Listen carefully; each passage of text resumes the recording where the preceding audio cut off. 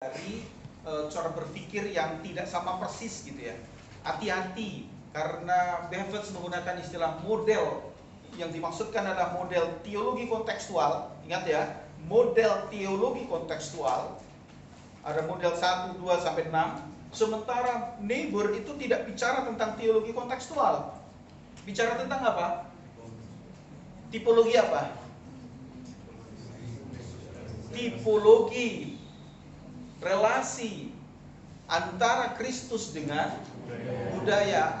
Ada perbedaannya tentu saja di situ. Tidak sama persis. Jadi kalau dikomparasikan hati-hati. Meskipun kita rasanya bisa dikomparasikan gitu ya. Tetapi tentu saja karena titik berangkatnya juga bisa berbeda. Gitu, saya kembalikan dulu ke Bevels. Oke, teman-teman masih ada yang mau menyampaikan lagi? Apa yang silakan Rinaldo juga menyampaikan itu ya. Beberapa teman sudah menyampaikan itu. Kial dan seterusnya. Ethan? Baik, Pak. Lanjut. Ada yang mau menyampaikan apa yang baru ketika kita belajar dari Bevels, saudara-saudara? Ketika di awal-awal itu kan percakapan kita mendalami tentang apa itu teologi kontekstual dan apa sih yang sebetulnya ingin ditekankan sekali oleh Bevels ketika bicara soal teologi kontekstual. Sana sini sudah disebut sih sebetulnya. Tapi saya hanya ingin mengajak kita punya keywordnya. Keywordnya itu apa? Keywordnya di mana teologi kontekstual itu?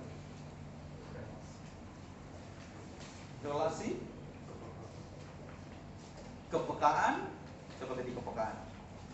Kepekaan apa? Peka terhadap apa? Terhadap Injil dan budaya. Terhadap Injil dan budaya. Secara spesifik bisa enggak itu dimaksudkan sebagai kepekaan terhadap apa? Jadi apa yang membedakan pikiran Bevels itu? Ketika di awal saya juga menyampaikan bahwa ini juga kritik bagaimana menurut Bevels tidak ada itu teologi aperenis yang satu kali untuk selamanya, karena tekanan hanya kepada satu sisi saja. Dan melalui pikiran Bevels kita menemukan bahwa tidak, bahwa justru di mana-mana tadi kita beberapa sudah menyampaikan bahwa bagaimana konteks memiliki posisi dan peran bahkan nilai yang sama dengan Injil. Ingat ketika kita bicara soal locus theologicus. Jadi ingat gitu ya.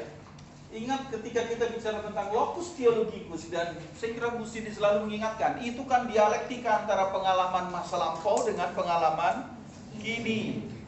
Gitu ya. Nah, dialektika antara pengalaman masa lampau dan masa kini itulah yang sebetulnya menjadi tipikal teologi kontekstual, karena bagaimana teologi kontekstual justru mendorong kita untuk memberi perhatian dan tadi sebetulnya sudah disebutkan kepekaan kita terhadap konteks.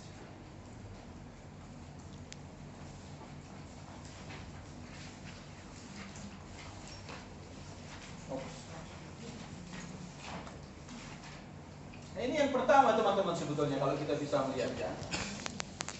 Ketika kita berbicara tentang teologi kontekstual, bukankah Bevels ingin menegaskan bahwa perhatian, kepekaan terhadap konteks. Jadi itu yang saya kira kita kemarin sudah pergumulkan, bagaimana bicara soal locus theologicus antara pengalaman masa lampau dengan pengalaman kini memiliki kesahihan yang sama, sama-sama sahnya. Jadi tidak hanya berpikir pada pengalaman masa lampau yang adalah kitab suci dan tradisi, tetapi juga ada di pengalaman masa kini, dan pengalaman masa kini diberi tempat sedemikian rupa dan konteks yang lalu menentukan.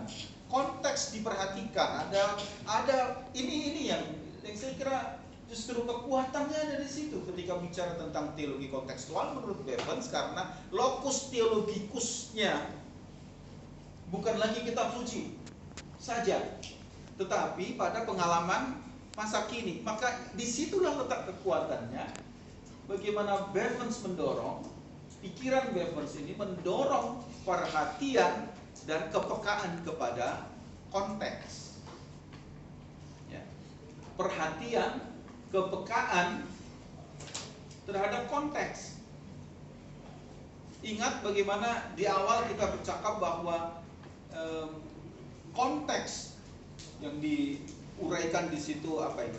Pengalaman pribadi, pengalaman komunal, apa lagi? Pengalaman masa kini,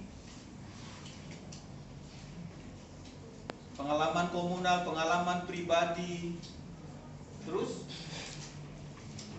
budaya, lokasi sosial, perubahan sosial. Jadi kini saatnya dengan teologi kontekstual itu, Bevans ingin menunjukkan bahwa peran konteks dengan kepekaan terhadap konteks, jadi posisinya menjadi sama kuatnya. Jadi teman-teman, kalau kita bisa menangkap ini, maka ini yang sesungguhnya menjadi kekuatan besar pemikiran Bevans, bahwa tidak lagi berteologi dengan hanya memusatkan perhatian kepada kitab suci dan tradisi, tetapi juga kepada konteks. Dan ini memiliki kekuatan posisi yang sama. Nah, kalau kita bisa mengingat ini, teman-teman, saya kira, dan inilah yang menjadi kekuatan menurut saya, model teologi kontekstual Bevans itu menunjukkan bahwa ini loh, ini dua pengalaman ini bersama-sama diperhatikan dalam dialektikanya. Lalu Bevans menunjukkan melalui model-model itu bagaimana berteologi kontekstual itu dalam satu perspektif yang berbeda satu dengan yang lain. Jadi model teologi kontekstual itu menunjukkan bagaimana ada perspektif yang berbeda satu dengan yang lain tentang bagaimana dialektika antara pengalaman masa lampau dengan pengalaman masa kininya dikaitkan bersama-sama. Jadi teman-teman, ingat ketika kita kembali berpikir tentang teologi kontekstual di awal, ya inilah kekuatan bagaimana saat Bevans mengatakan tidak ada teologi yang tidak kontekstual, gitu ya. Dan bagaimana teologi kontekstual tidak lagi teologi yang hanya memperhatikan satu sisi saja, tidak ada lagi teologi paranis, tetapi bagaimana dua pengalaman ini, dialektikanya ini yang didialogkan sedemikian rupa dan perhatian penting kepada konteks. Dan ya ini, dan di situ letak kekuatannya, perhatian dan kepekaan terhadap konteks. Apakah sebelumnya? Tidak. Tapi kita lihat teman-teman bagaimana kritik juga terhadap teologi klasik, misalnya ketika perhatian yang begitu kuat hanya kepada kitab suci dan tradisi.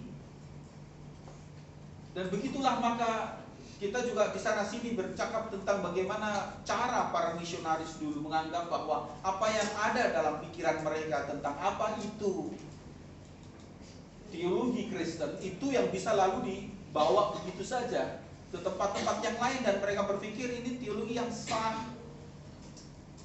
Kalau tidak seperti itu tidak sah, gitu ya. Tetapi tidak, sekarang justru dengan teologi kontekstual, konteks diposisikan yang sama. Itulah locus theologikus. Jadi kekuatan pertama yang kita bisa melihat dalam pikiran Bevans. Ada yang mau komentar? Teologi kontekstual yang digambarkan, gagas dalam 6 model teologi kontekstual justru menunjukkan bagaimana menurut Bevans dalam perwujudan teologi kontekstual itu ada 6 perspektif itu, yang semuanya memang dalam kerangka menyusun bagaimana Injil ada di mana, gitu ya. Injil ada di mana ketika merespon budaya, konteks, bagaimana Injil diposisikan ketika merespon konteks. Maka sekali lagi Injil tetap, tetapi bagaimana merespon konteks, dan konteks diberikan perhatian sedemikian rupa. Itulah teologi kontekstual. tekanan kuatnya ada pada perhatian dan kepekaan terhadap konteks. Bahwa di situ masih ada pertanyaan berikut memang. Kalau begitu masih ada sesuatu yang memang harus dijawab. Bagaimana menemukan realita konteks? Menemukan realita konteks. Jadi kalau kita tarik lagi juga, bagaimana menemukan realita konteks di Indonesia? Nah itu bagian berikutnya, bagaimana kita memikirkan apa realita konteks Indonesia. Sampai di sana teman-teman. Tetapi setidaknya melalui gagasan teori Bevans kita diingatkan peka, perhatian kepada konteks yang sebelumnya itu tidak mendapatkan posisi sedemikian, dan sekarang justru melalui locus theologus posisinya menjadi sama.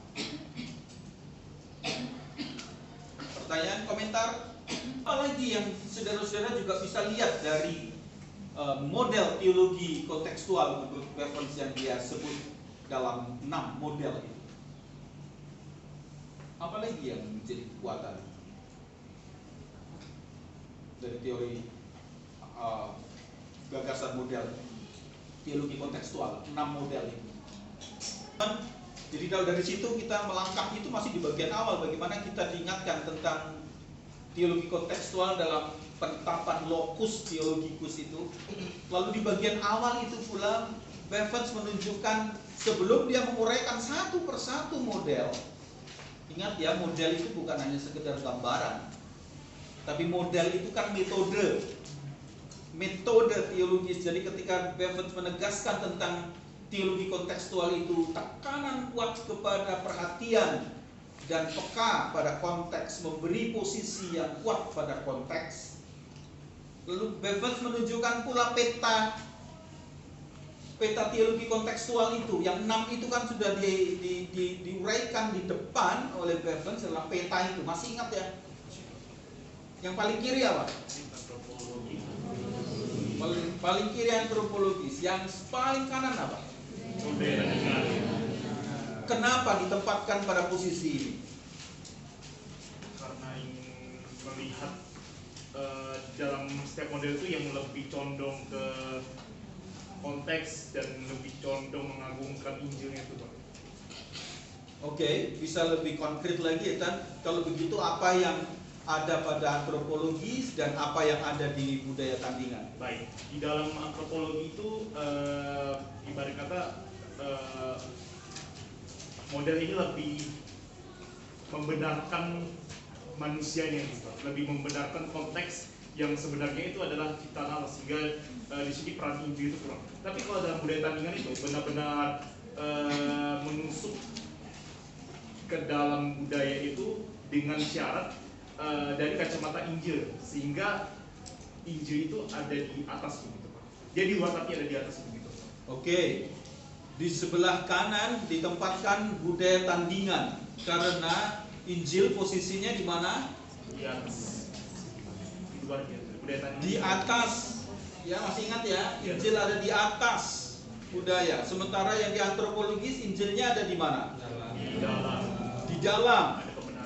Jadi ingat ya, ketika kita bicara tentang antropologis, jelas bahwa yang ditekankan di situ, tanggalkan kasutmu. Itu kan gampang ya untuk mengingatnya metafornya. Tanggalkan kasutmu, sebab di dalam budaya di situ Injil ada di dalam budaya. Sehingga sebelum kamu datang itu Allah sudah berkarya di situ. Maka tekanan kepada menemukan kembali jejak-jejak karya Allah, jejak-jejak penyelamatan Allah, jejak-jejak penyataan Allah sudah ada di dalam budaya. Itu yang di sebelah kiri. Itu yang sering disebut juga sebagai sikap apa yang oleh Bevans katakan itu radikal, bagaimana Injilnya ada di dalam. Injilnya ada di dalam budaya. Nah, sementara yang di sebelah kanan sendiri yang ada di budaya tandingan oleh Bevans itu disebut sebagai konservatif. Kenapa? Karena Injilnya ada di atas. Ya, Injilnya di atas. Kalau di sana Injilnya ada di dalam, yang di sebelah sana Injilnya ada di atas. Bagaimana konteks diperhatikan, tetapi Injilnya tetap ada di atas, sedemikian. Lalu setelah budaya tandingan apa? terjemahan, karakteristiknya beda ya, hanya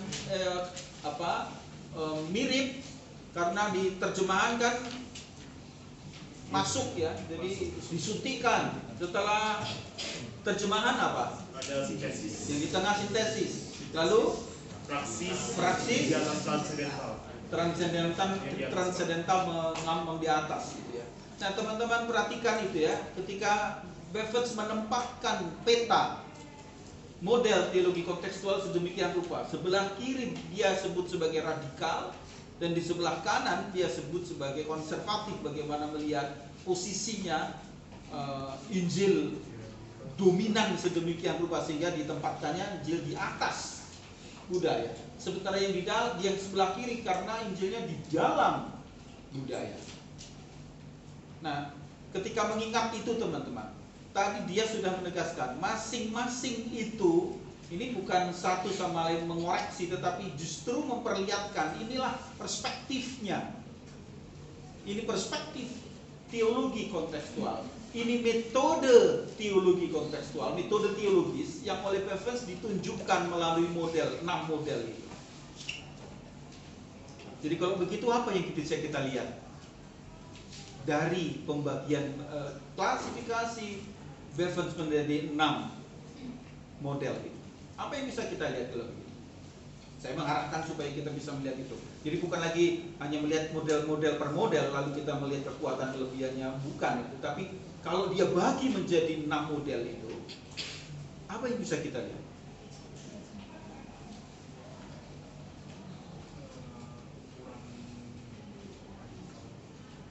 Silakan. Apa yang saudara bisa tangkap dari gagasan Bevans untuk menunjuk menggagas 6 model teologi kontekstual? Ya teman-teman, Bevans itu kan menunjukkan, ayo kita berteologi kontekstual. Apa itu? Beri perhatian dan tekanan penting kepada konteks. Konteks diberi tempat yang sejajar dengan kitab suci. Bukan hanya kitab suci saja. Sekarang pengalaman masa kini sejajar. Itu kekuatan teologi kontekstual. Nah, bagaimana itu? Dia tunjukkan ada 6 model. Ada 6 model. Jadi, apa yang saudara bisa tangkap kalau begitu? Saya tadi yang Bapak simpulkan terkait mendudukan konteks, terus masa kini, masa lampau, Alkitab, dan juga jadi setara. Terus Bevans melihatkan atau menceritakan akan 6 model itu, bahwa dalam pemikiran saya, di dalam kerangka pemikiran saya, bahwa tidak ada teologi kontekstual yang memang betul-betul 100% untuk menjawab kontekstualisasi itu. Sehingga diperlukan berbagai cara, diperlukan berbagai model untuk bisa menjawab akan kontekstualisasi itu. Karena ketika hanya satu model saja, berarti satu model itu mutlak untuk bisa menjawab kontekstualisasi itu, baik itu dari masa lampau, masa kini, dan itu dikontekstualisasikan. Akan tetapi bahwa Bevans ini menciptakan 6 model, dan menurut saya di dalam pemikiran saya bahwa tidak ada satu model pun ataupun tidak ada satu cara berteologi pun yang memang mutlak untuk berkontekstualisasi itu. Bahkan pun ketika kita tidak hanya kontekstualisasi, tapi ketika kita mempelajari teologi-teologi yang lain juga, bahwa tidak bisa memakai satu landasan teori saja untuk menjawab akan konteks itu tadi. Mungkin tidak. Thank you, Dias. Memang ada ya metode yang satu untuk semua gitu. Oke, keep ya jawaban dari Dias. Jadi betul bagaimana memperlihatkan bahwa metode berteologi kontekstual itu bukan tunggal. Yang lain teman-teman, apa yang saudara bisa lihat sehingga Bevans menunjuk kepada 6 model itu? Oke, satu-satu. Itu kan nanti ya. Sudah terlalu sering itu. Nanti nilaimu jadi plusnya banyak-banyak gitu. No problem. Sampai tadi elegan. Ya.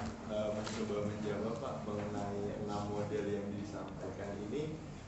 Saya melihat bahwa teologi kontekstual itu memiliki ukuran atau porsinya masing-masing. Jadi ketika dalam mengkontekstualisasi suatu hal, kita harus melihat dulu memang lokus teologikusnya itu harus benar-benar diperhatikan, sehingga ketika kita ingin mengaplikasikan salah satu model atau metode dari Bevans ini sendiri, kita harus menggunakan model yang tepat begitu Pak. Oke. Thank you Legat. Yang lain teman-teman? Jadi kita sudah lebih melihat sekarang. Kalau tadi kan soal teologi kontekstualnya, sekarang model-modelnya. Silakan. Yes, silakan. Ya, terima kasih Bapak, saya Mardianto. Terkait dengan pertanyaan tadi, saya coba untuk analisa menurut saya bahwa sebenarnya ini menjadi jalan pengendalian yang coba dikemukakan oleh BPS, bagaimana kemudian kita melihat realitas itu dari berbagai sudut pandang.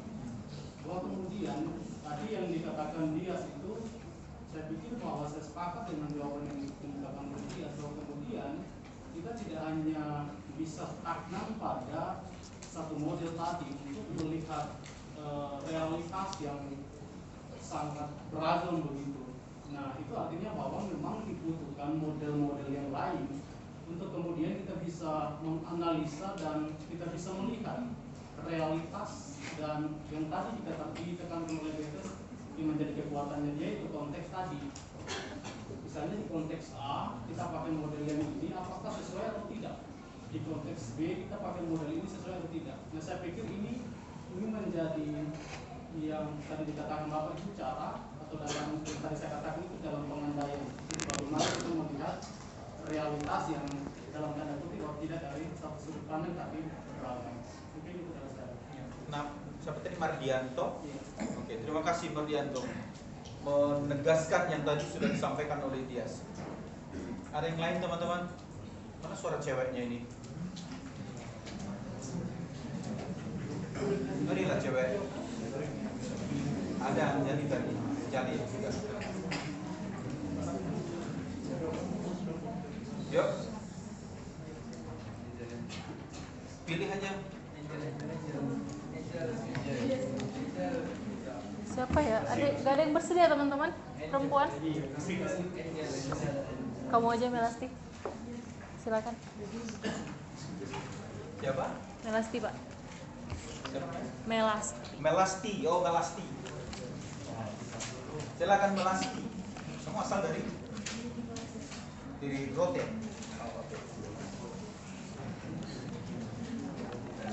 Mari Melasti, apa yang kau lihat sebagai kekuatan dari gagasan Bevels ketika dia menyampaikan 6 model teologi kontekstual?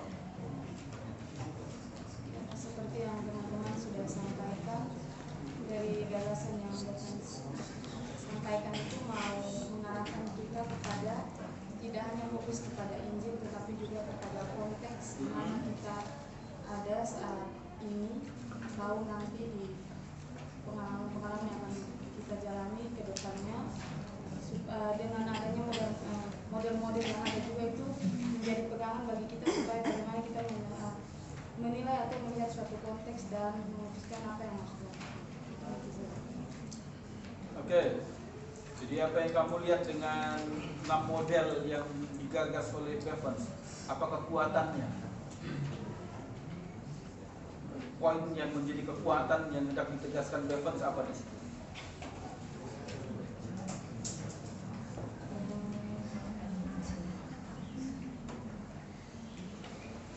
Ya itu betul yang kamu bilang tadi, tapi itu masih dalam kerangka bagaimana bicara soal konteks itu ya.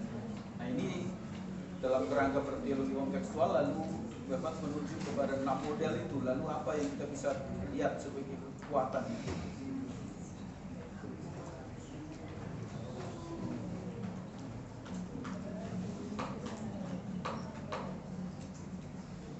Dapat?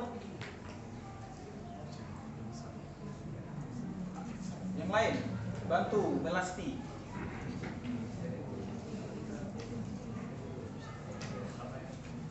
Oke, kamu mau menjawab coba angkat tangan tapi ragu supaya kamu gak ragu-ragu atau tunjuk aja.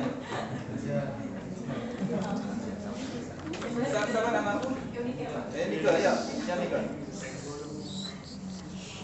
Jadi kalau dari penjelasan Bapak dan teman-teman tadi, yang saya tangkap adalah Bevans ini mencoba untuk memposisikan Injil di dalam konteks itu seperti apa dari 6 model yang sudah ada itu. Jadi dalam setiap konteks yang awalnya kita pikir Injil tidak mungkin ada di situ. Posisi Injil di mana? Bevans mencoba untuk menjawab itu. Jadi dalam konteks yang berbeda-beda itu, jika kita menggalinya lebih dalam lagi, ada Injil di dalamnya menggunakan model-model yang direkomendasikan oleh Bevans. Injil di dalam apa? Di dalam konteks. Di dalam konteks. Iya. Itu satu sisi tertentu ya, karena katakanlah kalau Injil ada di dalam konteks dalam budaya, itu berarti satu model saja. Karena kan justru Bevans menunjukkan bahwa Injil ada di berbagai posisi, gitu kan? Jadi yang paling kiri itu makanya kan ditempatkan yang paling kiri di antropologis karena Yesus Injil ada di dalam, sementara yang di sana Injilnya tidak di dalam, itu paling di atas. Posisi Injil merespon konteks. Oke. Thank you, Nika. Yang lain? Lain, Anjali, silakan. Kalau menurut pemikiran saya dari bagaimana Bevans memberikan 6 model ini agar manusia subjek itu dapat mengaktualisasikannya itu dengan itu. Dari 6 model ini Bevans memberikan jalan kepada subjek atau manusia ini untuk dapat mengaktualisasikan dengan cara 6 model ini, sehingga dari 6 model ini manusia itu mampu melihat konteks itu bukan sebagai sesuatu yang tabu, tetapi di dalam hal dia sudah melihat konteks itu, si subjek ini mampu berdialog dengan baik, yang kemudian dapat berjalan bersama-sama tanpa menggeserkan si Injil ini atau konteks tersebut. Dan di dalam dialog itu ada relasi yang didapat dari si subjek terkait dengan konteks itu. Itu pemikiran saya sebentar. Terima kasih Pak. Ya oke, teman-teman, ketika seseorang berteologi, maka tentu memang tidak mudah untuk menetapkan posisi teologi seseorang dengan mudah. Ditentukan oleh apa? Jadi posisi teologi seseorang sebagai sebuah bentuk respon terhadap sesuatu. Jadi kalau pertanyaannya ditentukan oleh apa? Tentu oleh konteks. Ya, ditentukan oleh konteks. Jadi kita semua sudah mempercakapkan itu sebetulnya menurut saya. Jadi kekuatan kedua yang kita bisa lihat dalam pemikiran Bevans memberikan gambaran bahwa teologi kontekstual itu selalu terbatas. Istilah saya selalu terbatas. Artinya itu tuh perspektif. Betul nggak sih? Model itu kan perspektif. Jadi melihat bagaimana Injil ada di mana. Itu perspektif. Jadi teori Bevans dengan menunjukkan model teologi kontekstual itu memberikan gambaran bahwa teologi kontekstual selalu terbatas. Dia membutuhkan perspektif yang lain. Ingat bahwa kita bisa hanya menggunakan satu perspektif, tetapi yuk coba dicek juga perspektif yang berbeda. Dan begitulah maka tidak bisa menampung segala sesuatu, segala hal yang ada dalam pemikiran teologis seseorang. Sangat dicontohkan saya kira mudah ditangkap dari contoh yang beberapa kali teman-teman presentasikan gitu ya. Bagaimana satu problematika tertentu itu ternyata bisa saja dilihat dari perspektif yang berbeda. Ada model terjemahan di situ, ada model budaya tandingan juga di situ. Jadi satu konteks juga bisa dilihat dari berbagai perspektif, karena model itu perspektif, dan itu menegaskan metode berteologi kontekstual itu juga tidak bisa tuntas. Satu model tuntas itu tidak ada. Dan sebetulnya itu juga yang ditegaskan oleh Bevers. Dan itu juga teman-teman yang saya kira juga perlu untuk menjadi penghayatan bagi kita semua. Kalau kita mengatakan ini teologi kontekstual, seakan-akan bahwa itu tuntas sudah untuk semua. Tidak. Jadi kadang-kadang kita perlu pendekatan. Jadi kalau satu konteks kita dekati dengan instrumen tertentu, model tertentu, ingat bahwa itu juga bisa didekati dengan instrumen yang lain, bisa didekati dengan model yang lain. Jadi kalau kita sudah bisa melihat ada sebuah realita konteks dan bagaimana kita akan membidik realita konteks itu. Nah, Bevers itu menyediakan, let's say itu sebagai sebuah instrumen melalui model yang sudah kita kuasai itu. Nah, ingat bahwa masing-masing juga dalam keterbatasannya dan itu yang saya kira diingatkan pula oleh Bevers. Tidak ada model yang tuntas satu untuk tergantung apanya. Jadi tergantung konteks bagaimana kita akan mendekati konteksnya. Jadi bisa jadi teman-teman bahwa dalam rangka kita pendekatan dan approach, bagaimana kita mau membidik konteks itu dan bagaimana kita akan menjawab konteks itu, meskipun dalam situasi yang hampir mirip, tapi bisa jadi model yang dipakai bisa berbeda. Jadi kalau begitu, dalam satu model tertentu sangat mungkin itu di Papua cocok, pas, kontekstual, di tempat lain tidak. Dan jangan bilang, wah itu nggak kontekstual. Tunggu dulu, dari perspektif mana itu dilihat. Karena memang, ya itu ya, saya kira memang model itu perspektif, dan itu mengingatkan bahwa memang tidak ada metode teologis yang satu untuk semua. Dan tidak ada model yang tuntas. Masing-masing saya kira kita melihat bagaimana Bevers menunjukkan bahwa ada bagian-bagian dari setiap model itu dengan tekanan dan karakteristiknya, yang tentu ada kekuatannya, ada kelemahannya juga. Paham teman-teman? Saya yang kita bicarakan tadi itu, saya kira disitulah memang letak kekuatannya. Bagaimana Bevers menunjukkan bahwa teologi kontekstual selalu ada dalam keterbatasan. Terbatas itu maksudnya karena itu perspektif, gitu ya. Dan model-model itu mau menunjukkan bahwa silakan mau dilihat dari mananya. Dan yang disampaikan dia betul, bukan kita yang memilih, tapi siapa yang menentukan? Konteks.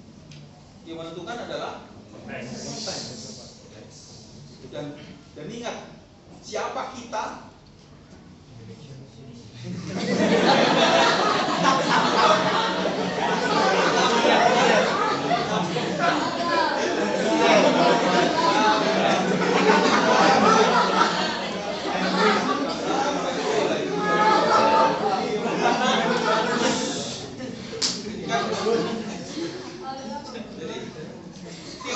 Teolog kontekstual itu kan bukan penentunya, tapi kita kan gambaran yang disampaikan Bevers apa? Kita siapa? Kita kan bidan, ya, yang melahirkan itu. Jadi sebetulnya ya umat.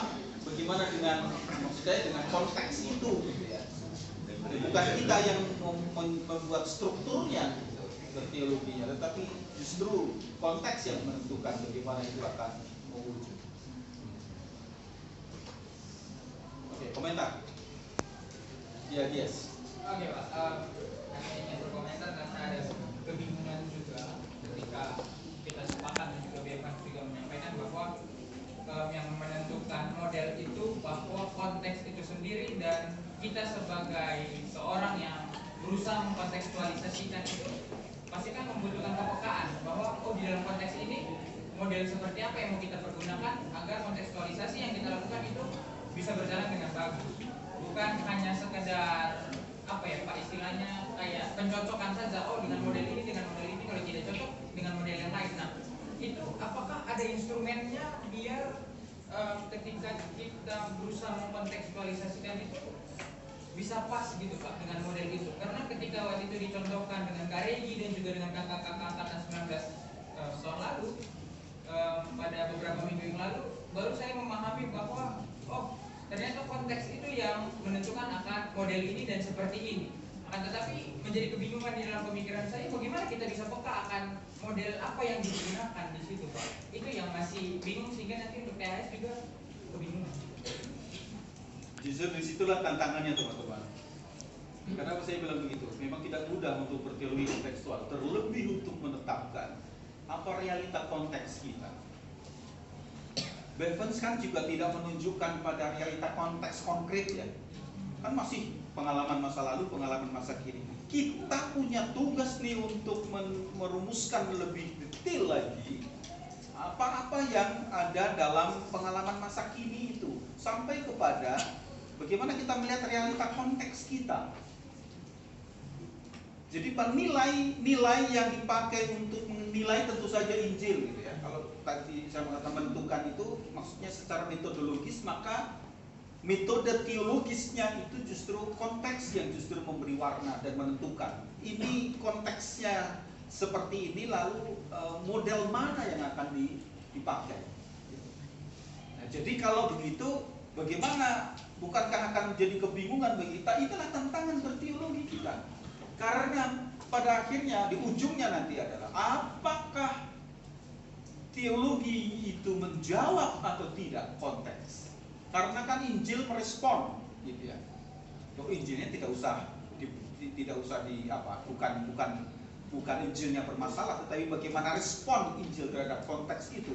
Nah, teman-teman, jadi disinilah letaknya bagaimana tantangan sesungguhnya berteologi kontekstual itu untuk menemukan pesan Injil itu yang menjawab konteks.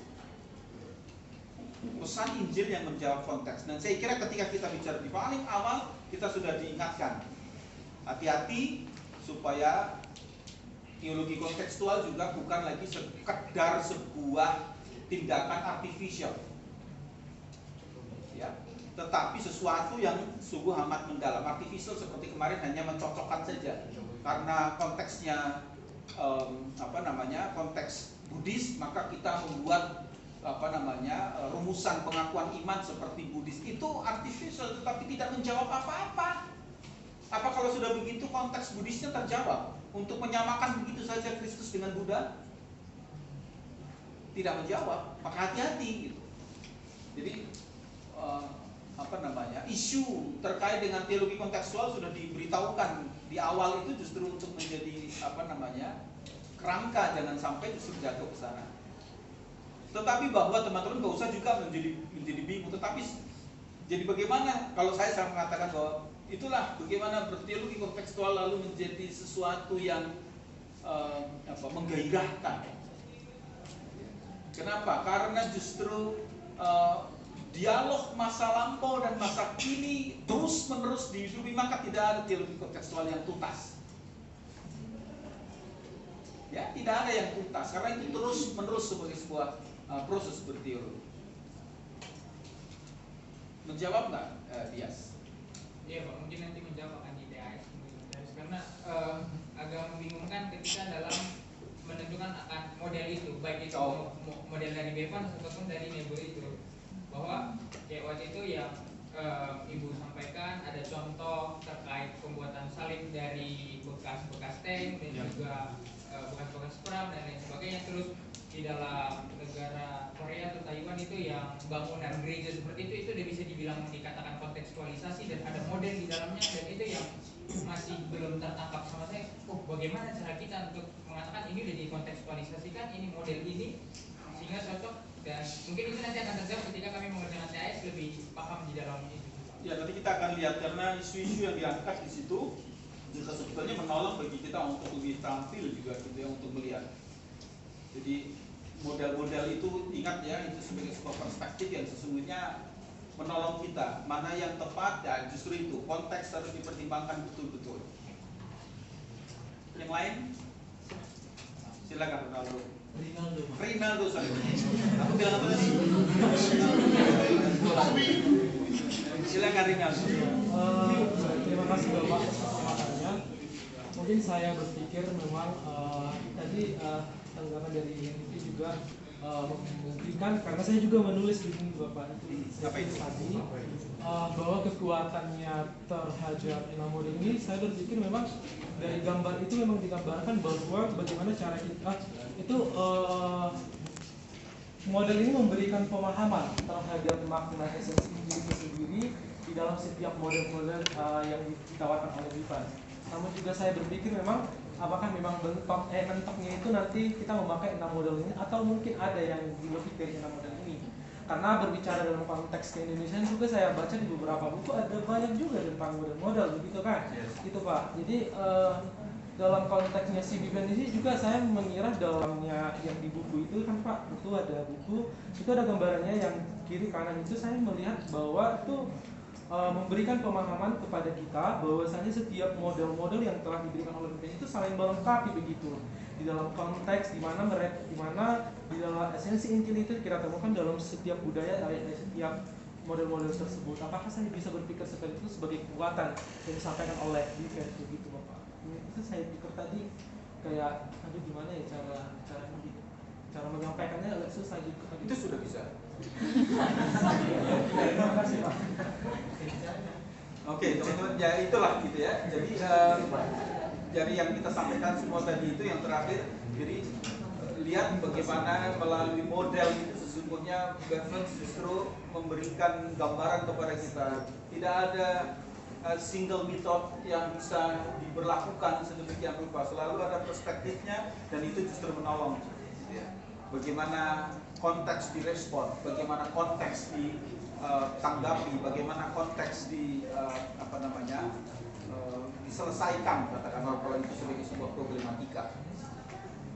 Oke, kita move dulu. Jadi ini kekuatannya, lalu apa kelemahannya teman-teman?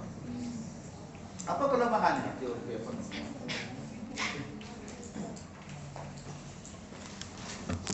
Apa kelemahannya?